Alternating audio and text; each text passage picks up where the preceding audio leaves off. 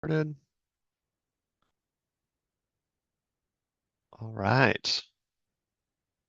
Welcome, everybody.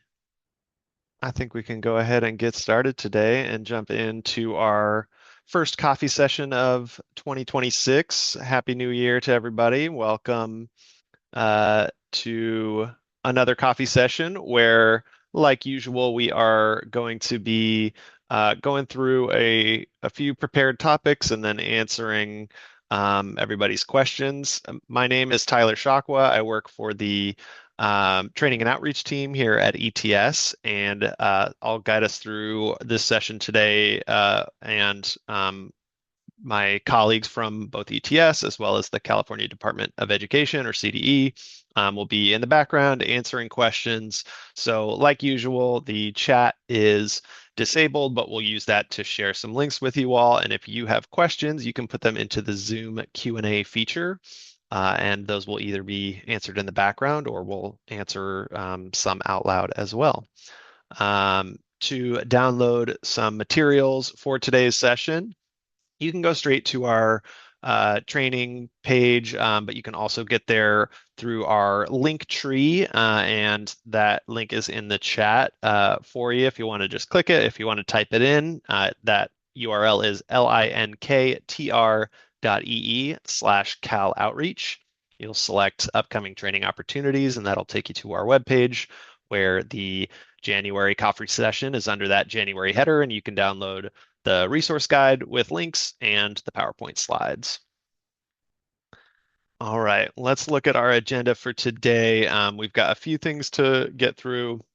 We'll talk about some usual topics, training opportunities, educator opportunities, as well as some new and updated resources. We'll talk a little bit about just some reminders about summative testing that will start up soon and reclassification. And then we'll close it up with test security topics, some call drivers and reminders, and questions and answers that we haven't gotten to. So let's jump in to some training opportunities that we've got going. We've got several opportunities coming up, and like always, you can always get to more info and the registration links for these on our training opportunities page, same place where you would get the materials for our coffee session today. The first is on January 15th. So in just a couple days, we'll have the ninth webinar in the new coordinator training series. And you can learn about support available during testing at that webinar. So definitely, especially if you're new to your role, highly encourage you to attend that.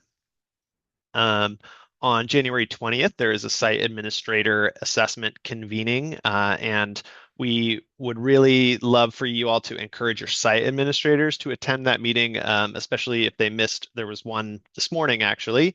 The same content will be offered again on the 20th, which focuses on how educators can be supported in identifying accessibility resources for their students on the CAASPP and ELPAC, and also formative assessment resource updates and more upcoming training opportunities.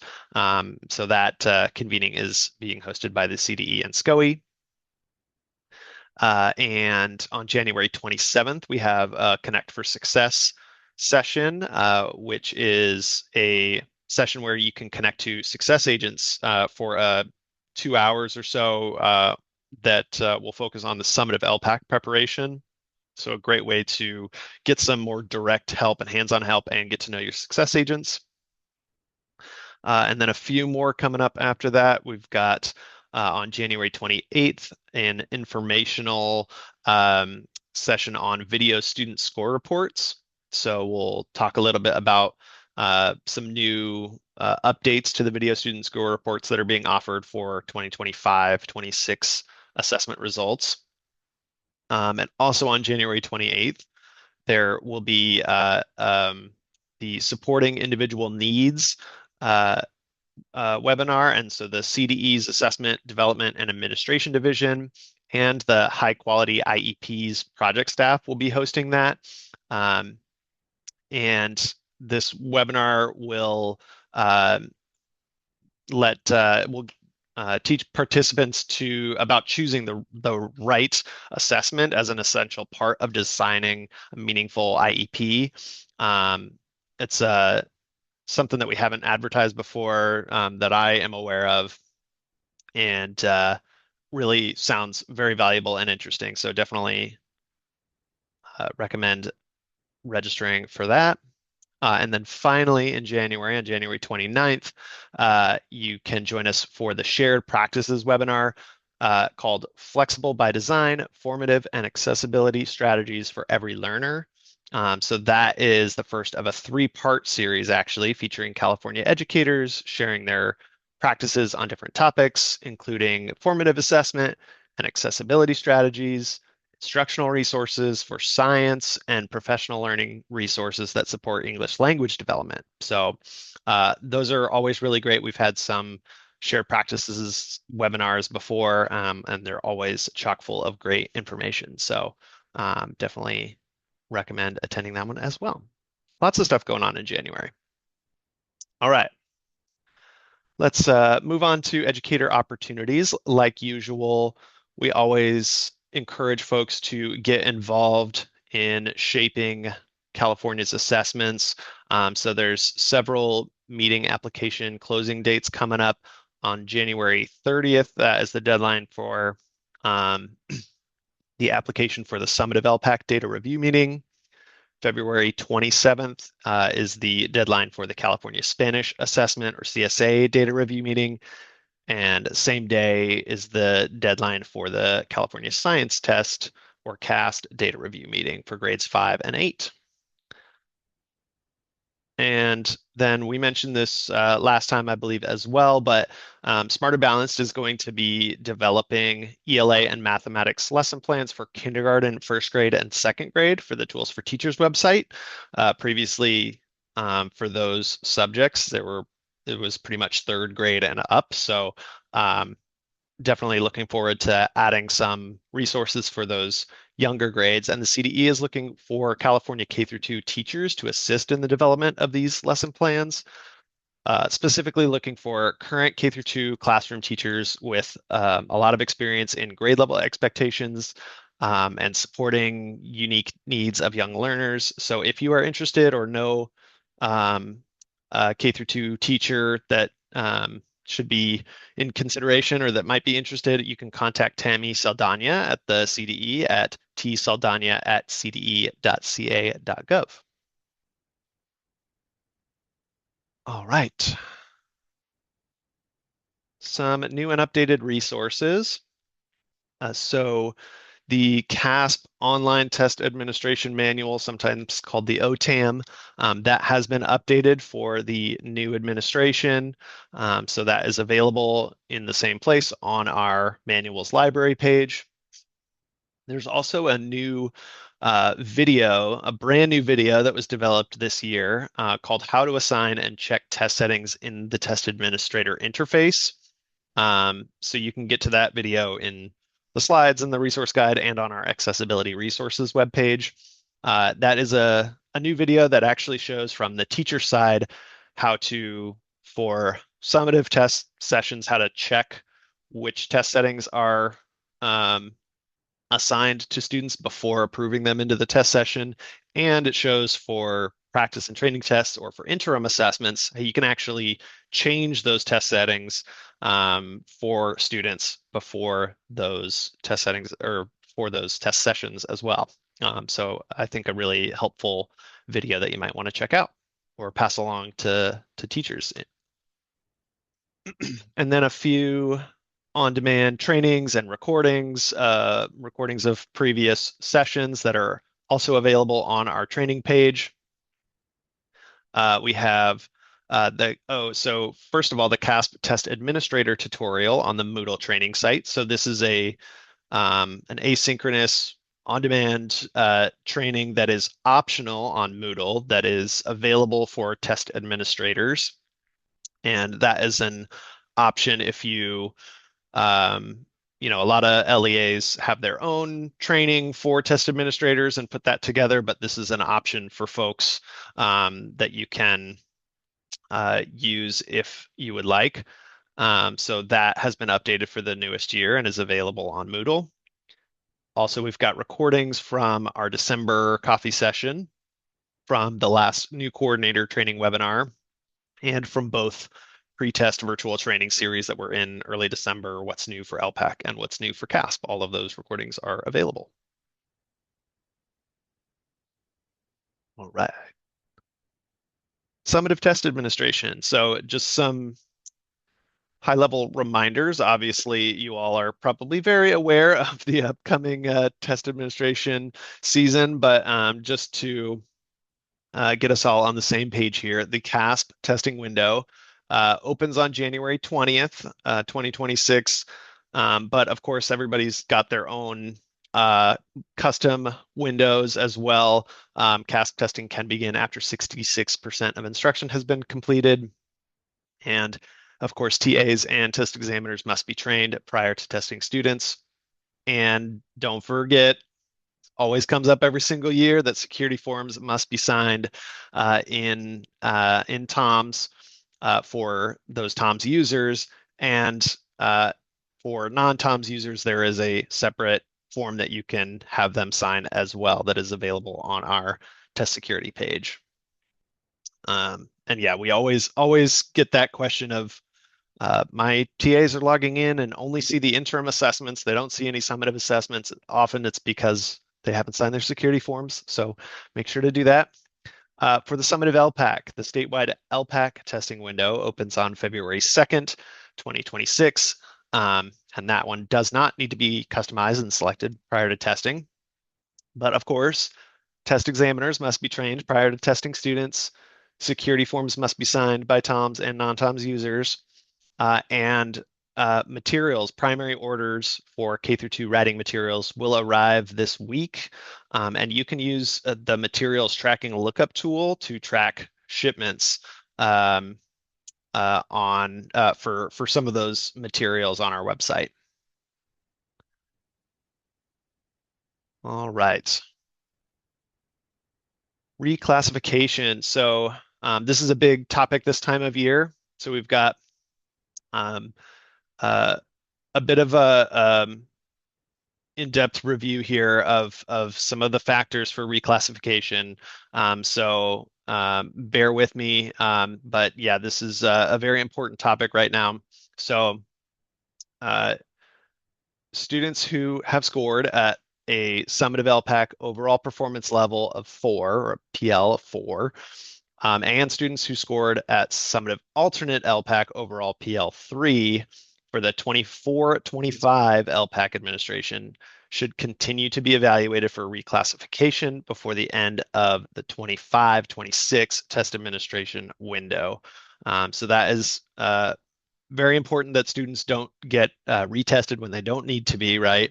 So that is why this is on the top of everyone's mind. The CDE recommends that these students should have met all 4 reclassification criteria before May 15th of 2026. And if that reclassification criteria is not met, students should be administered the 2025-26 summative ELPAC or summative alternate ELPAC. All right, and then the ELPAC Students Meeting Reclassification Criterion 1 report is available to download in TOMS. So that report provides a list of students in the LEA who have tested the previous administration and received results that showed that overall summative ELPAC PL4 or the alternate ELPAC PL3, which are those criteria 1 and 4 of those for classification requirements. You can use that report to filter eligible students in conjunction with local data to meet criteria 2, 3, and 4 for reclassification.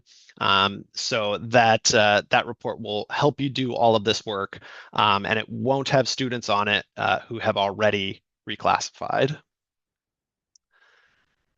And then finally, students eligible for reclassification based on last year's summative ELPAC, those scores should be reclassified before the close of the summative ELPAC testing window.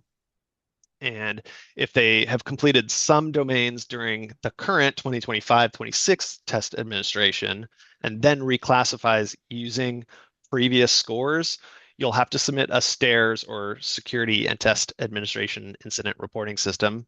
You'll have to submit a STARS case that needs to be submitted to reset those domains that were completed this year. So that's a lot of information, but we get this stuff every single year over and over again. So it's really important that folks know all of that. If you have more questions, there's more information on the CDE reclassification webpage. And if you have, special cases or other things like that, if it's a process question and you have questions about the stairs case or something to do with our systems, you can always call your success agent. If it's something more about the reclassification, about the student or the guidelines around that, you might want to contact the CDE directly at ELPAC ELPAC at cde.ca.gov. But our success agents can always point you in the right direction as well. All right. Good meaty topics here. And the next good big meaty topic is test security. So I will go ahead and pass it off to Moses. Thank you so much, Tyler. Good afternoon, everybody.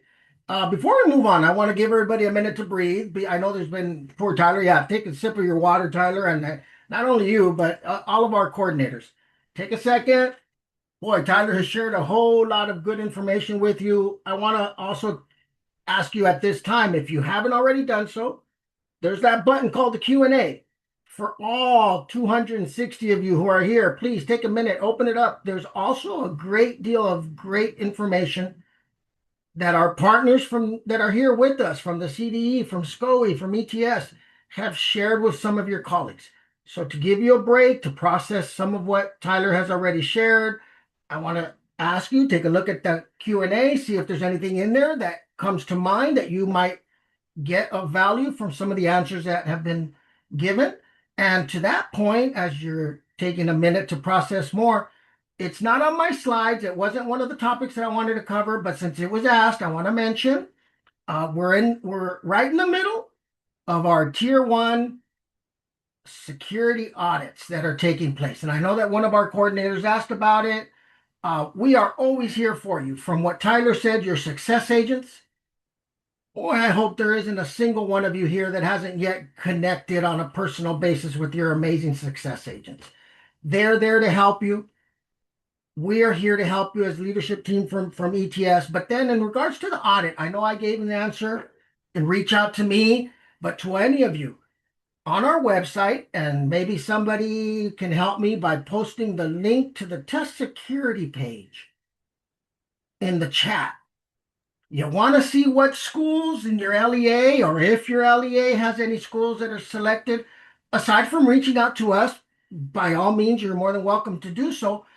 On our website at the test security page, there is so much great information that this is such a timely point in your work to make sure that you visit our test security webpage.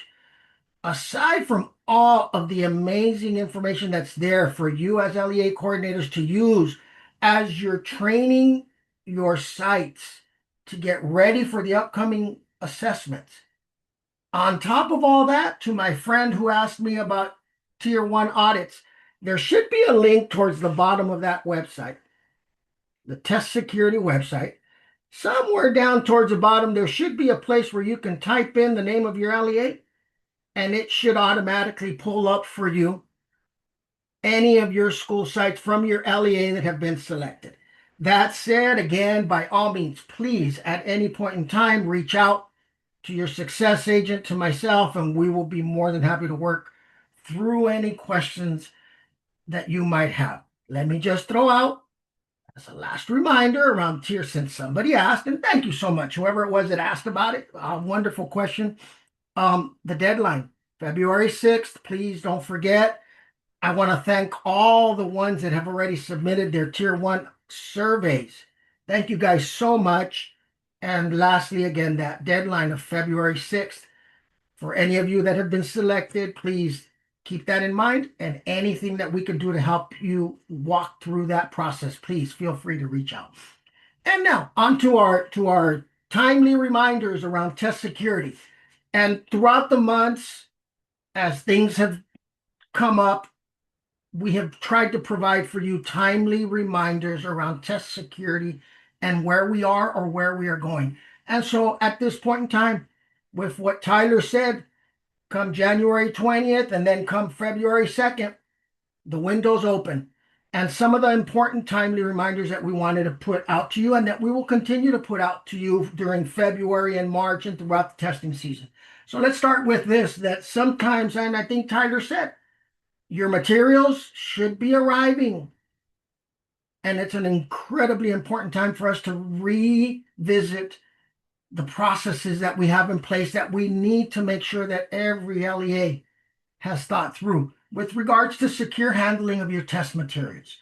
And so please, as we start thinking through that, absolutely, we first have to make sure that we attend to test security affidavits have to be the starting point.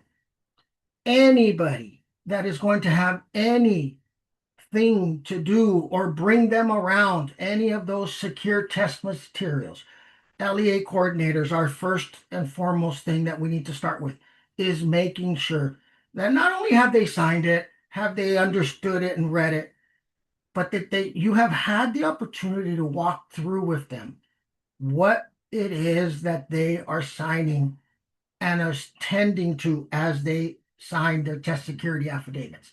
And then the next point, I know that some of your LEAs have different policies that internally you work with around the maintaining of records, by all means. But please keep in mind, at the very least, any of those records of test security affidavits or other documentation, at least the 12 months around the administration that they pertain to. Please keep that in mind. And then obviously, by all means, if your LEA has other policies, LEA coordinators, please make sure that you're attending to those policies that might be in place at your LEA. But at the very least, please keep in mind that 12-month period. For CAASPP, that window opens and test administrators are going to start to consider this process. Please, test examiners, one other thing aside from the test security affidavits is the training that they must attend to. Only trained test administrators or test examiners should be administering the assessments. There's more information also around these trainings, resources that you have at your disposal to train your test administrators or test examiners. On this PowerPoint at that link, please, especially for the newer coordinators at the LEAs, you need support, you need resources that you can use to train your test administrators. Visit our website. Specifically at that link that's there, you will find some incredibly valuable resources for training. And then we move on to the ELPAC side of the house in regards to test materials that you're going to be receiving. So on the next slide, thank you. And boy, I need to stop here for a minute and make special emphasis to this. Aside from the handling of test materials with the signing of the affidavit, I can't overemphasize how important it is the certification of training in Moodle for everybody and anybody that is going to have any role in administering our ELPAC assessments. Somebody asked a wonderful question in the Q&A a little earlier about every year. Really? I need to take Moodle certification every year? Okay, absolutely. For so many reasons, but primarily, I need to make sure that we always come back to why we do these things. And everything in all these aspects of even test security, please don't ever lose sight of why we do it, and it's for our students.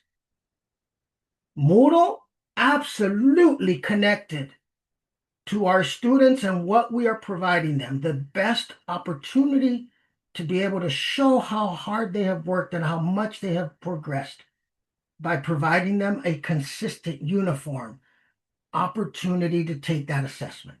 So Moodle, it's not optional. It's so incredibly important that we attend to making sure that every one of our test examiners has completed their Moodle certification. And here again, for more information, please know that you can visit our website. The link is provided there on this slide around the different trainings that are a must for our test examiners before they are going to administer any of these assessments. And there again, I know that for any of you who are being part of, are having the opportunity to be part of the test audits, the tier one audits, you know how much we want you to think through this next bullet. But for all of us, even if you haven't been fortunate enough to be selected randomly to be part of the tier one audit process, boy, the details like this, the handling of the ELPAC materials, how important it is that not only that we at the LAA have a process in place and that we share it with all of our sites, but that we walk them through the reasoning why and that we monitor and make sure that all of our sites are attending to these incredibly important test security details, like in this case again, the secure handling of the materials that you're going to be getting. So incredibly important that we follow the processes that need to be in place to make sure, again, that we are protecting the integrity of these assessments. And then details like students must not have access to these materials before they're going to be taking these tests. And by all means, here again, before I even mention the last bullet on this slide of how you handle any incidences, this is another one of those cases where I need to make sure any questions, any doubts, any guidance that you need, LEA coordinators, please make sure that you are in contact with your success agents or myself for any guidance that you might need. In this case, if there is any incident that needs to be reported, please, LEA coordinators, remember there is the part of TOMS called stairs where you have the opportunity to submit any testing incidences that come up in the course of the work that you're doing with your LEAs. And then lastly, thank you, a very important detail that I know that we've talked in many of the coffee sessions earlier this year around TOMS accounts, around the incredibly important nature of the work that we as leaders at the LEAs do with our TOMS accounts. I want to throw in one other detail that I don't think we have mentioned, and that so easily gets overlooked around your management of TOMS accounts. And this goes for both the LEAs, the sites, and anyone that's managing TOMS accounts. Not only the fact and the importance of the TOMS accounts and what they give you access to, and our critical responsibility of guarding our students' PII, personable identifiable information. But then it also goes not only for granting of access, but for this one other detail. Any staff member that leaves that no longer is needing to have a TOMS account, one of the other so often overlooked responsibilities that we wanted to bring to your attention was the removing or the deleting or the cleaning up or the maintaining, however you want to look at it, of any staff member that was granted a TOMS account that might not need it any longer or be in your LEAs. Please, let's make sure that that's on our radar to both for the site and the LEA coordinators to keep in mind that aspect of our responsibility as we manage TOMS accounts. Reach out. I'll end there and bring us back to the incredibly important reminder. If you have not yet connected personally with your success agent, please know they are your first line of support for anything that you might have any questions about. We're here to support you every step of the way in this process. And lastly, we can't thank you enough for taking that break during the winter holidays to get yourself ready for what we have coming up ahead together in the summative assessment season that's going to be starting. Please, we'll be here with you, Tyler. Anything else that comes up, please, folks, in the Q&A, and we'll stick around after to be able to support you in any way that you need. Thank you, Tyler. Thank you, Moses. Yeah, a lot of good stuff. Okay, well, now I am going to turn it over to Sylvia to take us through some call drivers, some things that folks have been calling in about. Sylvia, take it away. Yeah. Hi, everyone. I'm just going to say it, even if you're tired of it. Happy New Year. Happy 2026. Thank you again for joining us. I'm going to go over a call driver. There's really only one topic today, but I want to make sure I go into some details for you guys. And so I think a very hot topic right now is going to be Moodle enrollment keys. Where do I find them? Why don't I have them? And so as LEA coordinators, um, they're actually the same as last year. I'm just going to put that out there. I get that reaction a lot whenever somebody requests them. Your enrollment keys are they're housed within the administration and scoring training site, also known as the AST. I'll be posting some stuff in the chat in just a moment where you can find that. It's also located on our training page. There you go. Thank you, Tyler. And so for those of you that aren't aware of what your access code is for the AST site, feel free to reach out to us, whether it be by phone, by email, or by chat. One of your success agents will be able to get you those access codes. I do want to emphasize that both CAASPP and ELPAC have their own unique code. And so reach out to us if you don't have that available.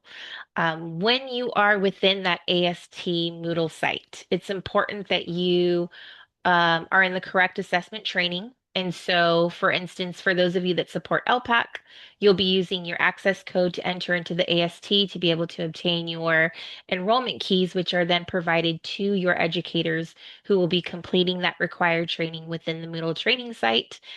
You will be securely sharing those over to them. Um, the enrollment keys will appear after you enter the site, and these keys are required again to access that Moodle course specifically. And so, something to note as you're going into the AST site to obtain your Moodle enrollment keys is you may be an LEA that supports K through 12 grade span, you may be an LEA that just supports maybe just elementary or partially just a high school site. And so, they are designated to just your team. Again, you want to email us your success agents if you do not have your access code. Something that was in the Q&A that I thought was really a great question. Somebody posted, where can I find how far test examiners are in their Moodle training site, their Moodle training? Excellent, excellent question. This is actually a question that comes up all the time. As LEA coordinators, when you're in that AST site, the administration and scoring training site, there, right below the page where your enrollment keys are displayed, it gives you the option of selecting three individuals or designees who can have access to that Moodle training verification. It's a report that's housed within the Moodle training site. You would indicate those three individuals, and then you want to allow up to 2 business days for the Moodle training site to update. And within those 2 business days, when you log into the Moodle training site, you will have specific access to be able to pull that report. A little fun tip that I'm going to share with you when you're logged into the Moodle training site, the top right corner is going to house, or even the homepage actually, is going to house their user guide. It has a whole section in chapter 3 that tells you how to find that monitoring report. And so it's an excellent resource. I know I'm vomiting some words for you right now. So if you want me to repeat any of this, just put it in the Q&A. Feel free to reach out to your success agent team too. We can give you guys some quick tips on how to find that reporting site. And that's all I've got for you guys. And make sure you join for Connect for Success. Thank you. Thank you, Sylvia.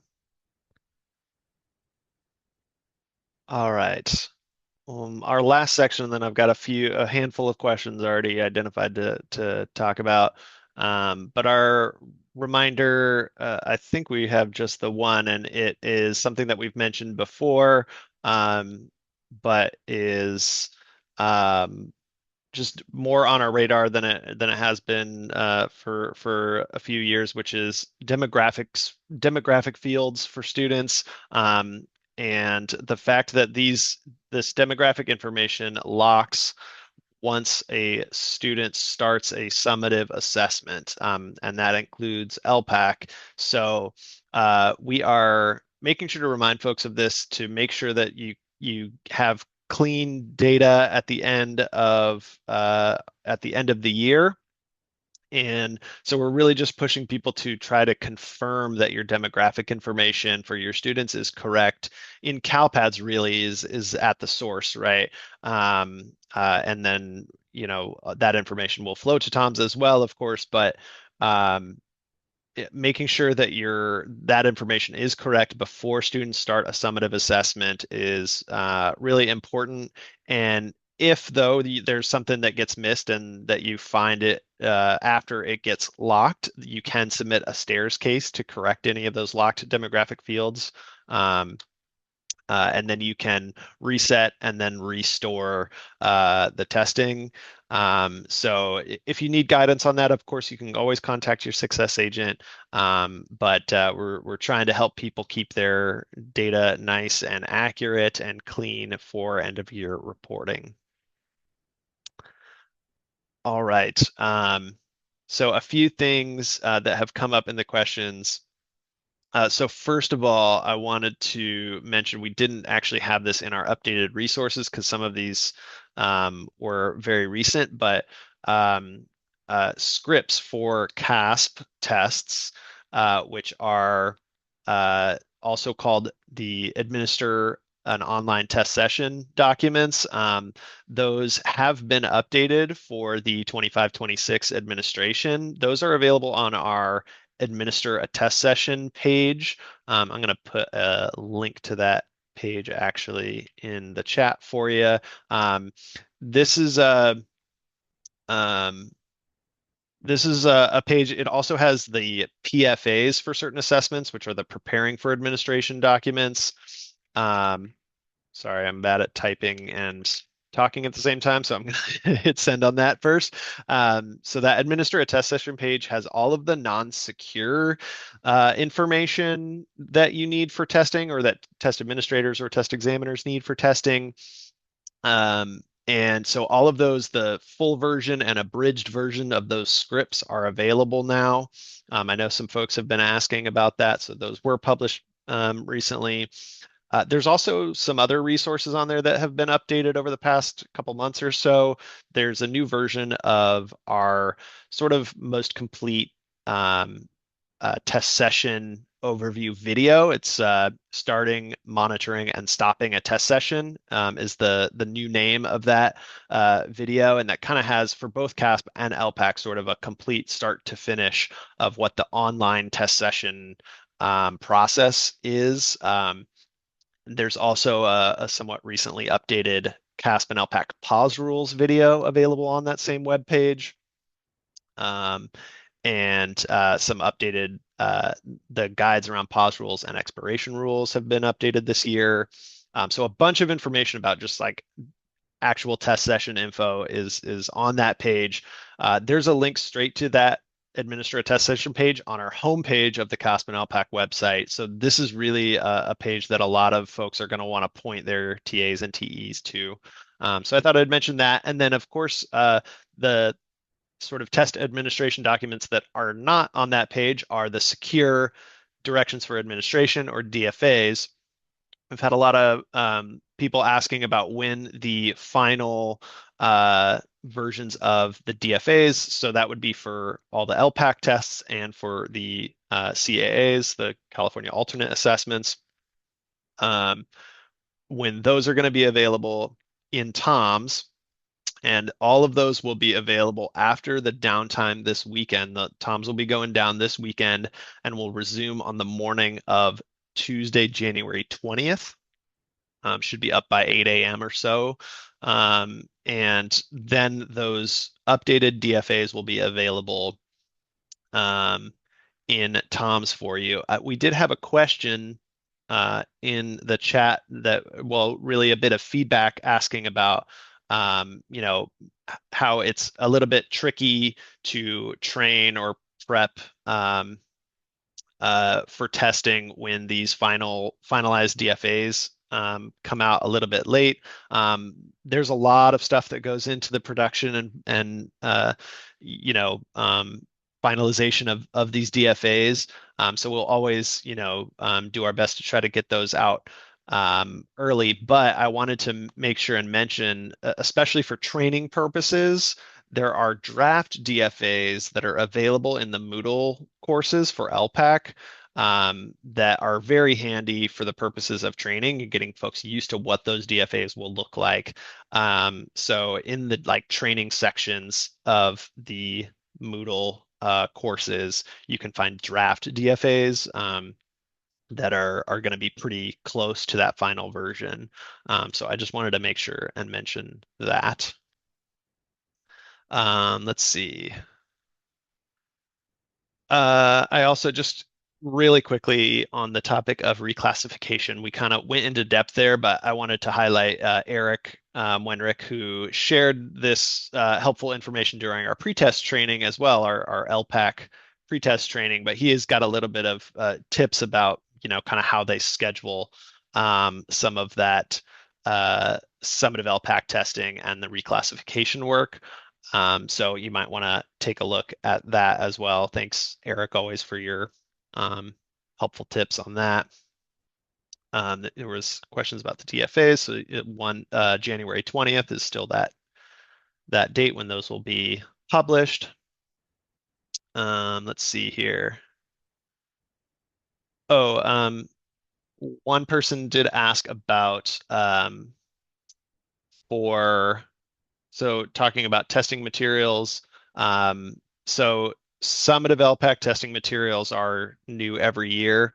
But there was a question that asked about like using those from year to year. And the initial LPAC materials are the ones that sometimes have been able to be used across different years. There was recently, though, a field test, right? So materials from the 2024 25 admin could not be used for this year. So we made sure to tell everybody to reorder materials this year. But initial LPAC materials ordered this year in 25-26 will be able to be used for next year, 26-27. So I just kind of wanted to throw that out there as well, just to make sure that's super clear. All right.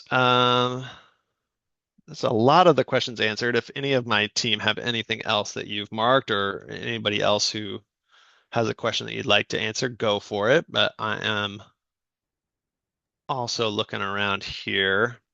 Tyler, there's an interesting one. I don't know if we may need to follow up with this. What's the guidance if someone wants to use their own mouse during testing? I don't know if someone else may have that answer. Or I can keep looking in through the matrix as far as unlisted resource or how we want to go about that. But I found that to be a very interesting question, and I don't know if anyone on the panel may have a quick answer to that. Yeah, we might have to check in with our CDE accessibility folks, but I don't think we have like guidelines around particular, input devices like keyboards and mice. So I don't think that would be a problem, but yeah, that might be one we'd have to double check on to be sure. Direct them to email CAASPP or ELPAC for clarification. I think it would be an unlisted resource. Yeah, could be. Yeah, I was kind of leaning towards that, but yeah, I will definitely inform them to do so. Thank you, Tracy. And I'll put those email addresses I think they're in a few different places, but we'll put them in here just in case. That's CAASPP@cde.ca.gov and ELPAC at the same address. Let's see. All right. Got a few minutes left, so if you have a question that we haven't addressed yet, go ahead and put that into our Q&A.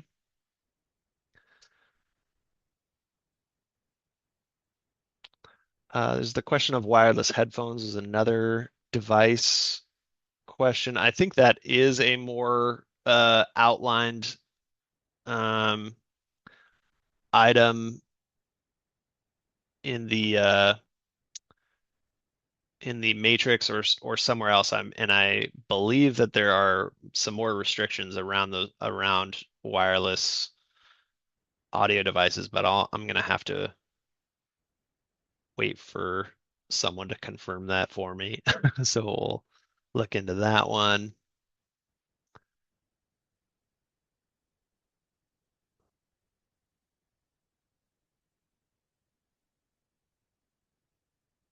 And so many questions answered already in the background by our colleagues at CDE or here in ETS. So if you would like to look through, if you asked a question, you should be able to see that answer, and you should be able to see everybody else's questions as well.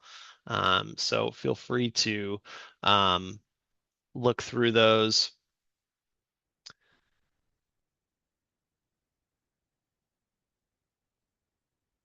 All right. So yeah, one person looking for clarification around the uh, summative LPAC, summative alternate DFAs. So again, if it's a DFA, if we call it a DFA, directions for administration, that usually means it's a secure document. So scripts or the AOTS administering an online test session documents. Those are the non-secure ones for CAASPP tests mostly. But for DFAs, those are found in TOMS only. And right now, if you go into TOMS and look for those, you'll see placeholder links, I think, and you'll get the document that's listed there will just say that those aren't available yet. And on Tuesday, January 20th, that's when the actual DFAs will be available in TOMS. So just to clarify that again, it's worth repeating always.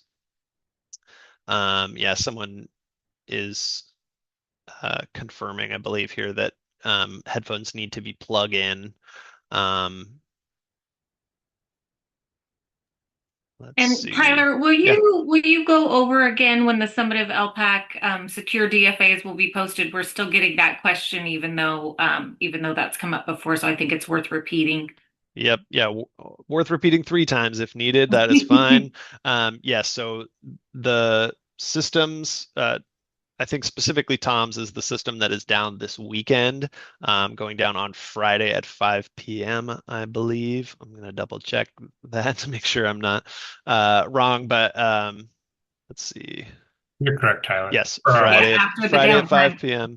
And then Tom's will come back up on the morning of January 20th, Tuesday, January 20th, around 8 a.m.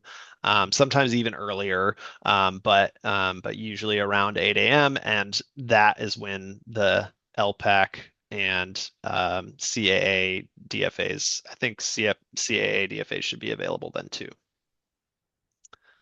And Tyler, this person asked, can you repeat what can be reused for 26, 27? They said DFAs, but I think you were talking about something else that could be reused for 26, 27. Yeah, that is for initial LPAC answer books. So initial LPAC materials that you order are the things that can be reused next year. For summative LPAC, everything's new every year. And just to clarify, oh, go ahead, Tracy. Sorry, Tracy. This is Tracy. Both the initial LPAC directions for administration and the answer books, the test will not be changing through 26, 27, and probably 27, 28. And then also for the initial alternate LPAC, you can reuse the picture cards and so forth for administering the initial alternate LPAC as well. Thank you. Yeah, thanks, Tracy. And I'm just going to let folks know, because I've shared this a few times on multiple coffee sessions as well as with several people today. But we get suggestions from you all quite frequently. And I just want to let you know the formal way to make sure that we're getting that reviewed and shared with various teams to see if it's feasible for something we can implement for a continuous improvement in the future. We have on the website a feedback form.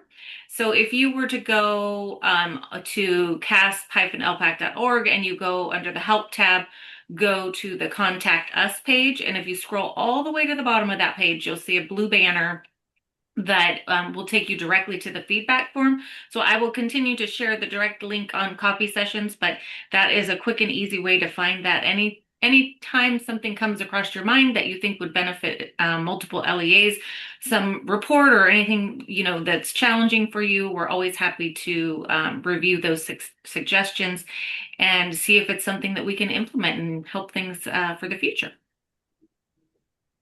Yeah.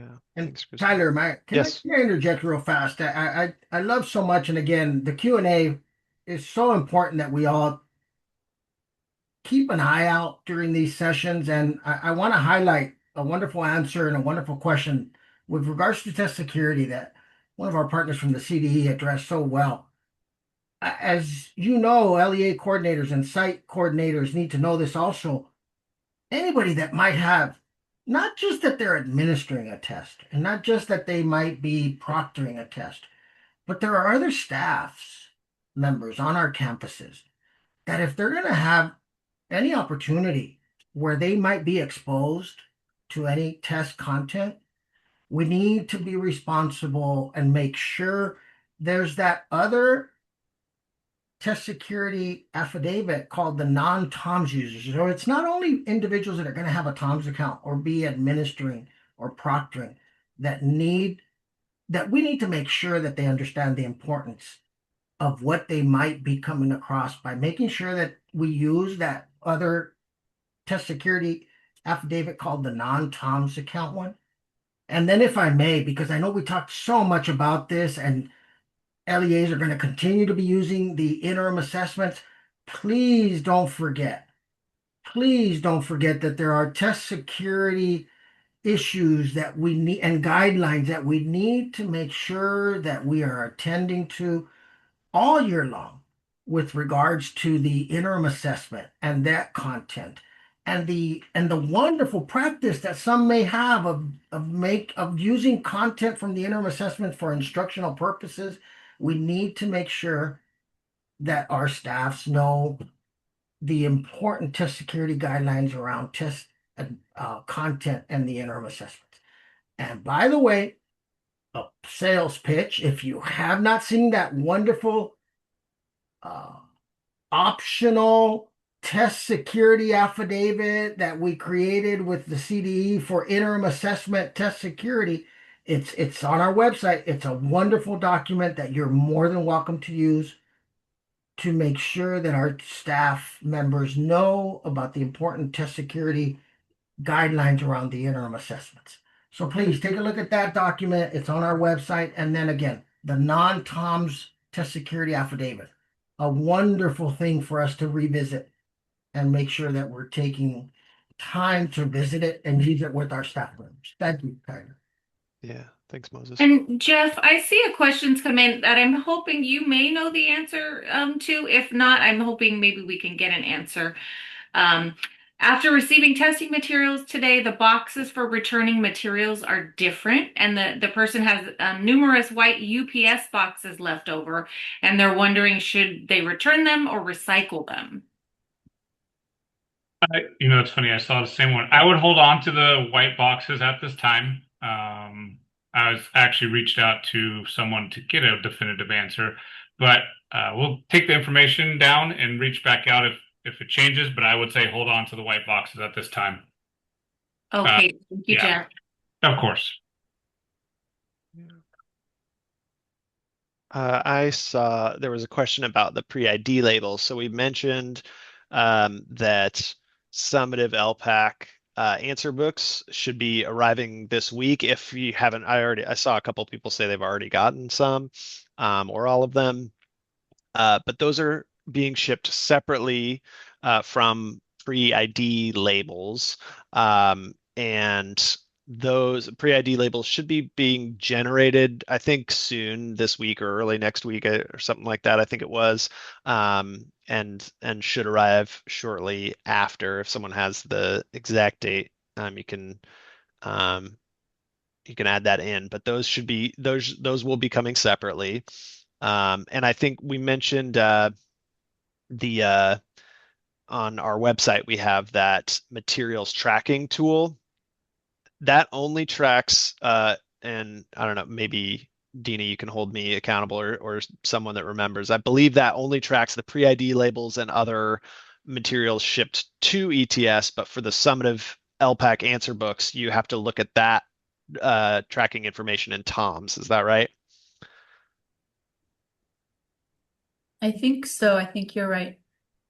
Yeah, so the and yeah, because there's some differences in those materials where they come from.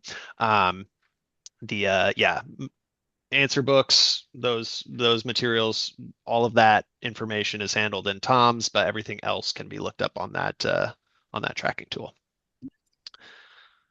Let's see, there was one other one.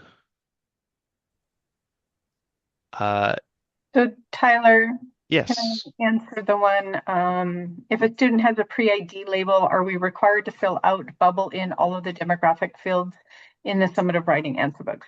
So in the directions that you will receive within your PFAs, your preparing for administration, it tells you which fields. I do not know the number off the top of my head, but I can tell you it's usually the information where you're going to write the teacher's name. That information should be written in, and you should write in the student's name as well, just so that later on, whoever is checking or placing the pre-ID label, if you don't have it in person, they have that information. So they're double checking against that, the teacher's name, and then the date that the testing is completed. I think those are the three kind of fields that we request. And you can always, if you have it, write in the SSID just as one more check, but you don't need to bubble in anything except for the date. Thanks, Tracy. And on the question of the mouse devices and headphones that came up earlier, Eric had found the link, and so I put that into the chat as well. There's a page in our tech specs guide that refers to all peripheral equipment. So that link is in the chat. Pretty much any wired or Bluetooth mice are fine, although it does, in our guide, it does warn against using mice that have a back button because that can mess with the test and kick students out of the testing interface. I think that's might be hard to avoid. I think a lot of mice have that button these days, but that is something to be aware of. But I don't think there are any specific restrictions on that. And it does talk about headsets and headphones needing to be wired, and there are some allowances for Bluetooth medical devices and things like that. So make sure to check out that page if you have questions or contact your success agent.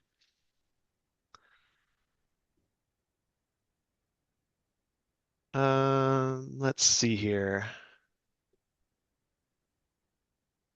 We are almost out of time. We've gotten a lot of questions answered, so thank you everyone for all your help with that. And of course, if you still have questions, always got your success agents to fall back on. I'm going to make sure to put we've got it in a lot of places, but our contact us page, that link is in the chat as well.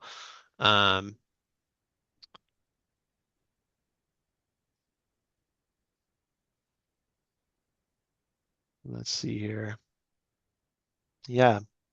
I'm not sure about I saw will pre-ID labels for all sites be sent together to the LEA or separate boxes for each site? Does anybody happen to know that off the top of your head? So the primary order, Tyler, it is sent by site, but based on the information here, it sounds like the new vendor did not pull the right information into the field to identify the schools and only have the CDS codes. So that's something, that feedback we will take back. Tyler, I'm just sending that information on to Linda now if she doesn't already have it.